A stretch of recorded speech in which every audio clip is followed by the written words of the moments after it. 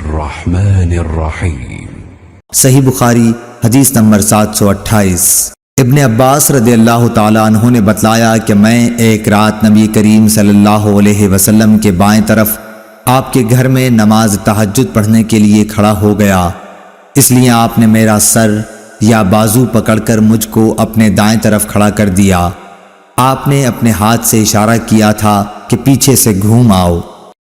اللهم صل على محمد وعلى آل محمد كما صليت على إبراهيم وعلى آل إبراهيم إنك حميد مجيد اللهم بارك على محمد وعلى آل محمد كما باركت على إبراهيم وعلى آل إبراهيم إنك حميد مجيد